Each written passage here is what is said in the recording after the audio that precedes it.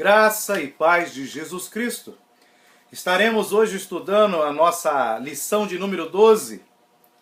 E eu gostaria de começar lendo um texto que está em 1 Coríntios 11, capítulo 11, versículo 26, que diz assim: De maneira que cada vez que vocês comem deste pão e bebem deste cálice, estão anunciando a morte do Senhor até que ele venha. A ceia do Senhor é um momento de recordação do que ele fez por nós ao morrer na cruz, pela remissão dos nossos pecados. Quando nós ceamos, nós estamos lembrando que Jesus morreu para nos trazer o perdão dos nossos pecados. Nós estamos lembrando de suas promessas, a principal delas, que ele voltará para nos buscar e nos tirar desta vida, nos levar para morar com ele eternamente no céu. E Mateus 26, do versículo 26 ao 28, diz assim também: Enquanto estavam comendo, Jesus pegou o pão e deu graças a Deus. Depois partiu o pão e o deu aos discípulos, dizendo: Peguem e comam, isto é o meu corpo. Em seguida pegou o cálice de vinho e agradeceu a Deus. Depois passou o cálice aos discípulos, dizendo: Bebam todos vocês, porque isto é o meu sangue que é derramado em favor de muitos, para o perdão dos pecados. O sangue que garante a aliança feita por Deus com o seu povo. Glória a Jesus. A Bíblia diz que durante a celebração da Páscoa, uma festa sagrada no ano religioso judaico, enquanto Jesus comia com seus discípulos, pegou o pão e deu graças. E ao partir ele distribuiu aos seus discípulos e disse assim: Este cálice é a nova aliança feita por Deus com o seu povo. Aliança que é garantida pelo meu sangue. Cada vez que vocês beberem deste cálice, façam isso em memória de mim. De maneira que cada vez que vocês comem deste pão e bebem deste cálice, estão anunciando a morte do Senhor até que ele venha. 1 Coríntios capítulo 11, 25 e 26, os versículos. Ele concluiu a ceia cantando um hino e eles saíram pela noite até ao Monte das Oliveiras. Foi lá que Jesus foi traído por Judas, como já antes predito pelos profetas. No dia seguinte ele foi crucificado. Este é o modelo de Santa Ceia que observamos até os dias de hoje. A Santa Ceia é um sermão vivo que relembra a morte e ressurreição de nosso Senhor e ao mesmo tempo vislumbra a sua gloriosa volta. É uma comemoração da morte do Senhor. Olha que coisa estranha. É uma comemoração da morte do Senhor, comemorando a morte. Você já viu alguém comemorar a morte? A gente comemora quando nasce uma criança, quando uma nova vida vem ao mundo, mas ninguém comemora quando se morre. Mas Jesus mandou que nós fizéssemos festa por causa da sua morte, que foi através da sua morte na cruz do Calvário que nós alcançamos o perdão de nossos pecados e a porta do céu se abriu para nós entrarmos. Glórias a Deus por isso. E ele enfatiza: faça isso em memória de mim. Ou seja, toda vez que nós formos comemorar a sua morte, nós estamos fazendo em memória de Jesus, relembrando a sua vida, a sua morte e a sua ressurreição, relembrando as suas ordenanças, relembrando o novo pacto, a nova aliança que ele fez com o seu povo, nós, igreja, através do seu sangue derramado na cruz. A ceia do Senhor, então, tem o objetivo de refrescar nossas mentes quanto à morte de Cristo na cruz do Calvário, porque ele morreu em nosso lugar. Todas as vezes que comemos o pão e ingerimos o suco de uva, devemos firmar nossas mentes no sofrimento, morte e ressurreição de nosso Senhor Jesus Cristo. Ele disse também, em 1 Coríntios 11, 26, de maneira que cada vez que comem deste pão e bebem deste cálice, estão anunciando a morte do Senhor até que ele venha.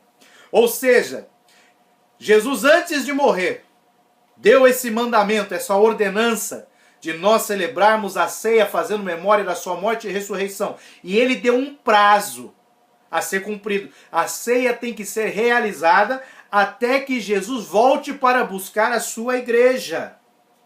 Glórias a Deus por isso. E isso nos faz compreender que o mandamento da ceia deve ser observado na presença de toda a congregação e não de maneira isolada. Porque Jesus estava ali com os seus discípulos reunidos. Eles estavam ali unidos, celebrando a ceia. Então nós temos que seguir o mesmo modelo. Os discípulos de Jesus se ajuntam numa igreja, numa congregação, para comemorar a ceia. Aleluia. Notamos na passagem há pouco citada as palavras anunciando a morte do Senhor até que ele venha. Assim, todas as vezes que se observa e se cumpre a ordenança da ceia, nós estamos também anunciando que Jesus Cristo vem. Por isso que nós nos alegramos. Porque ele fez uma promessa e essa promessa tem que estar fresca na nossa memória. Nós não podemos nos esquecer, nós não podemos deixar que isso se apague dentro de nós. Na celebração da Santa Ceia usamos dois elementos simbólicos. O pão, que representa o corpo de Cristo, e o suco de uva, que representa o seu sangue derramado na cruz. E nós temos que ler com bastante atenção o Evangelho de Lucas no capítulo 22 e os versículos de 15 a 20, porque ali o Senhor nos dá os passos que devem ser seguidos. Jesus mostrou aos seus discípulos como participar deste memorial, mas não especificou quando. Preste atenção. Aprendemos quando os primeiros cristãos observaram a ceia pelo exemplo dos discípulos. Em Troade, extremo ocidental da Ásia, registrado lá em Atos, capítulo 20, versículo 7, que diz assim: no primeiro dia da semana, ou seja, o domingo, que também é conhecido como o dia do Senhor, estando nós reunidos com o fim de partir o pão. Quando seguimos este exemplo e participamos da ceia do Senhor todos os domingos, relembramos frequentemente o sacrifício que Jesus fez por causa de nossos pecados. Quando meditamos sobre o Salvador sofredor no domingo, é mais fácil resistir às tentações que nos sobrevêm durante o resto da semana.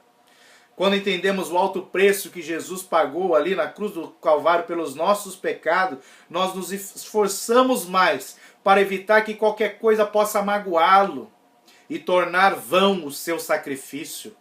Se você tem uma Bíblia, abra ela na carta aos Hebreus e leia o capítulo 10, versículo 24 a 31.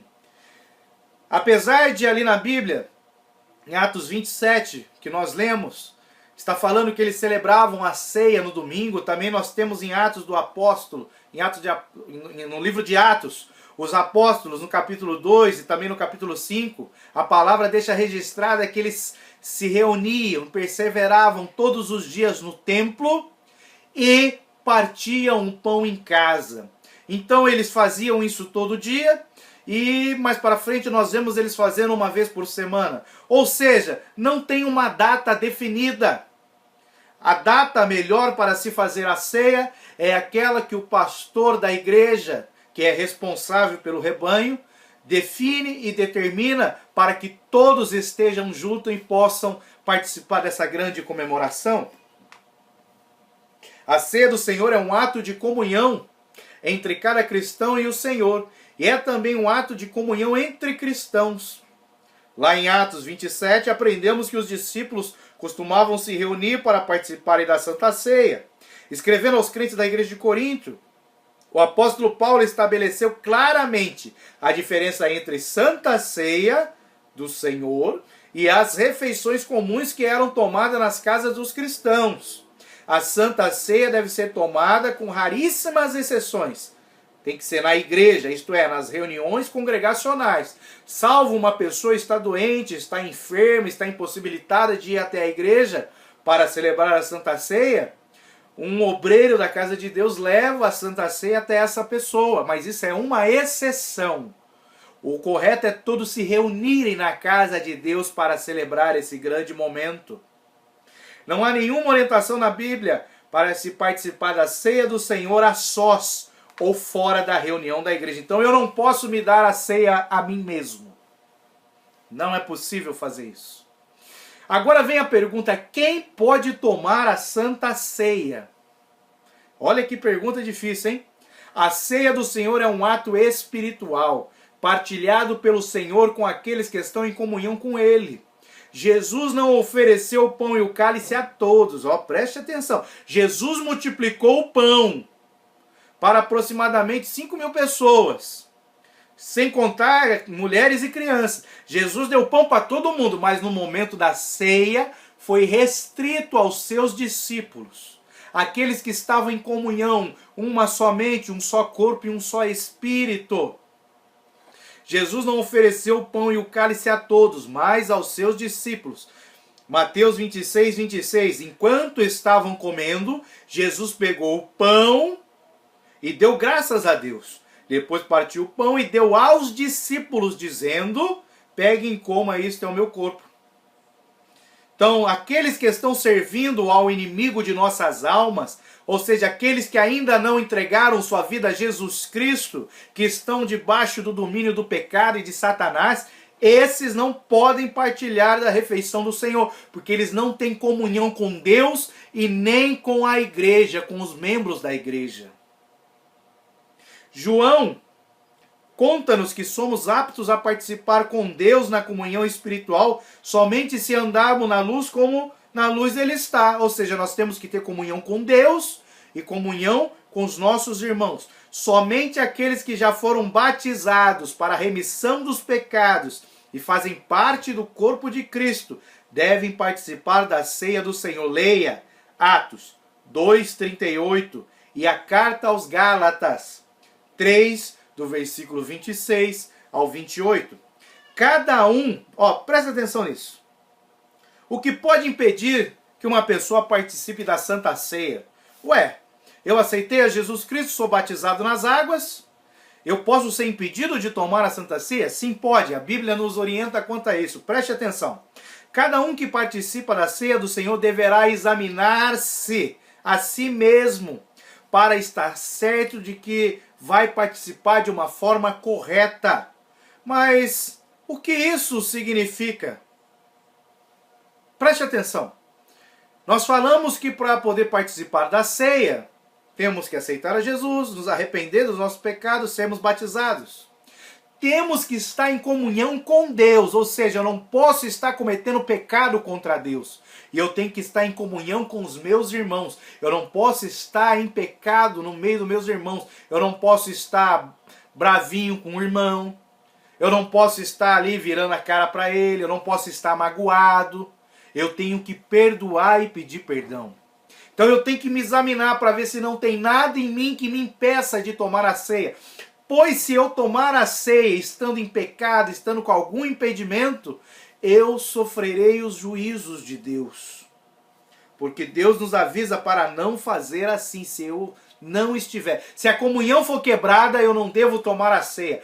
Primeiro eu preciso me acertar com Deus, me acertar com meu irmão, para que eu possa vir a tomar a ceia. Olha o que está escrito em 1 Coríntios 11, do 27 ao 29. Por isso, aquele que comer do pão do Senhor ou beber do seu cálice, de modo que ofenda a honra do Senhor, estará pecando contra o corpo e o sangue do Senhor. Portanto, que cada um examine a sua consciência, e então coma do pão e beba do cálice.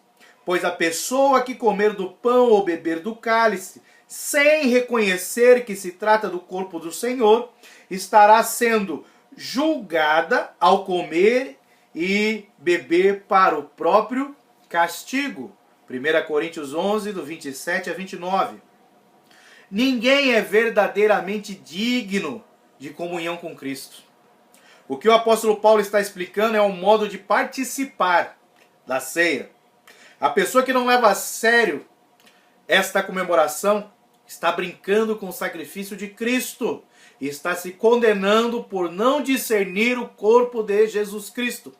Por esta razão, devemos ser muito cuidadosos cada vez que participamos da ceia do Senhor. Precisamos esquecer as preocupações mundanas e prestarmos atenção exclusiva à morte de Cristo. se tratarmos a ceia do Senhor como um mero ritual, ou se deixarmos de meditar no seu significado, condenamos-nos diante de Deus. Nós mesmos nos condenamos diante de Deus. No Antigo Testamento, Deus estabeleceu, mediante a lei que foi entregue a Moisés, aquilo que nós podemos chamar, fazer uma separação didática, que nós temos ali a lei moral, também conhecida como Decálogo ou os 10 Mandamentos, e nós temos ali as leis cerimoniais. O que é a lei cerimonial? A lei moral, os 10 mandamentos. A lei cerimonial são todos os outros mandamentos e ordenanças que Deus instituiu para que o povo cumprisse, para que pudesse se ter comunhão. Então, quando a comunhão era quebrada, e a comunhão se quebra através do pecado, Deus instituiu as leis cerimoniais. Ou seja, a pessoa tinha que se arrepender, pegar um animal, levar esse animal até o templo, ou até o tabernáculo, impor as mãos sobre aquele animal, confessar os seus pecados, e aquele animal era morto, tinha seu sangue derramado. E assim aquela pessoa, ela era perdoada por Deus, ela tinha sua comunhão reestabelecida com Deus. Assim como quando ela pecava contra alguém do povo de Deus, ela também teria que fazer a mesma coisa. Ou seja, quando a comunhão era quebrada com Deus, ou quando a comunhão era quebrada com um de seus irmãos, era necessário que a lei cerimonial se cumprisse, para que ela pudesse ter a comunhão reestabelecida. E nós já vimos em aulas anteriores que quando o animal era sacrificado, tinha seu sangue derramado, isso estava apontando para o sacrifício de Jesus Cristo. Porém, durante ali a história do Antigo Testamento, Deus chega ao ponto ali de falar com seus profetas que aqueles sacrifícios, aquela ordenança que ele tinha estabelecido através das leis cerimoniais e até mesmo da lei moral, Deus não estava mais se agradando do proceder do povo. Por quê? Porque quando o povo ia oferecer um sacrifício, eles não se arrependiam de coração. Eles não faziam de forma sincera, ou seja, quando eles pecavam, eles faziam ali aquele ritual, mas como um rito mesmo, sem ter importância, sem ter significado. Faziam por fazer.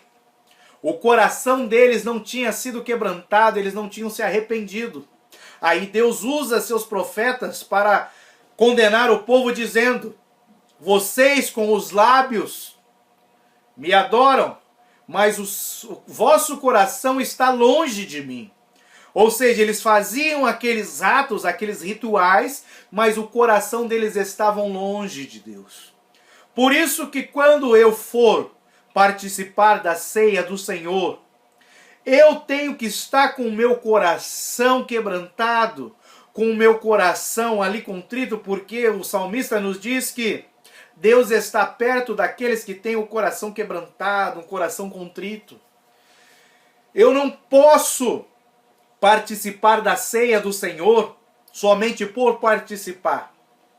Senão eu estarei fazendo igual o povo de Israel no Antigo Testamento. Eu estarei adorando a Deus com a minha boca, estarei ali participando fisicamente da ceia, mas o meu coração está longe de Deus, porque o pecado é uma barreira que se levanta entre Deus e eu. Então eu preciso primeiro me examinar, ir lá no meu coração, ver se tem alguma mancha, algum pecado, e eu preciso sinceramente me arrepender e tirar isso da minha vida, para que eu possa participar da forma correta da ceia do Senhor. Parece um ato, um simbolismo simples de pegar um pedacinho de pão, um cálicezinho, um copinho com um pouquinho de suco de uva. Parece uma besteira, mas não é. O nosso Senhor nos ensina que quando nós fazemos isso indignamente, ou seja, quando nós estamos no pecado, quando nós fazemos só por fazer, nós estamos nos condenando a nós mesmos. Então nós temos que tomar muito cuidado para que não seja um simples um ato ritualístico, um ato de um ritual, que não seja simplesmente uma formalidade e ali participar da ceia só para os outros verem que eu estou em comunhão. Não, eu tenho que participar da ceia estando em plena comunhão com Deus, que isso só Deus pode sondar o meu coração e saber. As pessoas ao meu redor não sabem se eu estou em plena comunhão com Deus, porque elas não têm o poder de ver meus pensamentos, nem de saber o que se passa no meu coração. Mas as pessoas podem ver quando eu não tenho comunhão com meus irmãos. Então temos que tomar muito cuidado e participar da ceia do Senhor, estando em comunhão com Deus e com nossos irmãos, que é o que João fala. Se andares na luz, como na luz ele está, teremos comunhão um com os outros, e o sangue de Jesus nos purifica de todo pecado. Lembra que nós falamos no começo da aula? O sangue de Jesus é o tipo do suquinho de uva. O suquinho de uva representa o sangue de Jesus derramado na cruz do Calvário pela minha vida e pela sua vida. João 1,7 diz: se andares na luz como ele na luz está. Agora, quais são os elementos usados para celebrar a Santa Ceia mesmo? O pão e o vinho, que é o suco de uva. Que lá no Novo Testamento, naquela época, eles usavam um vinho não fermentado, ou seja, não tinha teor alcoólico. Era o suco de uva concentrado que nós conhecemos hoje. E qual é o propósito da Santa Ceia? Servir de memorial. É eu trazer à memória a lembrança da morte de Jesus Cristo. E onde devemos participar da Santa Ceia? Na igreja, em comunhão com os irmãos. Salvo as exceções daqueles que estão doentes e impossibilitados de irem até a igreja. Esses não estão deixando de participar porque querem, mas estão impossibilitados por uma condição física. O lugar de celebrar a Santa Ceia é na igreja. Veja isso. A mesa é um lugar de comunhão em quase todas as culturas e épocas. E a mesa do Senhor não deixa de ter também esta característica. O ato de cear significa constantemente a comunhão com Deus. Aí ele diz assim: vem cear. O mestre chama, vem cear. Glórias a Jesus Cristo. Em João 6, o versículo 48 e 54, para nós finalizarmos essa aula, olha o que Jesus disse: eu sou o pão da vida. Quem come a minha carne e bebe o meu sangue tem a vida eterna, e eu o ressuscitarei no último dia. Quem participa da ceia, comendo do pão, que é tipo do corpo de Cristo, quem bebe ali do cálice de uva, suco de uva, que é tipo do sangue de Jesus, esses serão ressuscitados, terão uma vida eterna com Deus. Então, quando eu estou comendo pão, bebendo o suco de uva, é como se eu estivesse ali tendo o meu passaporte carimbado para entrar na eternidade com Deus. Que Deus nos abençoe e te dê cada vez mais o entendimento de se aproximar de Deus através da obediência aos mandamentos e ordenanças do Senhor. Na próxima aula, a aula de número 13, nós iremos responder a uma pergunta: existe uma maneira correta de se viver? Que Deus nos abençoe em nome de Jesus Cristo.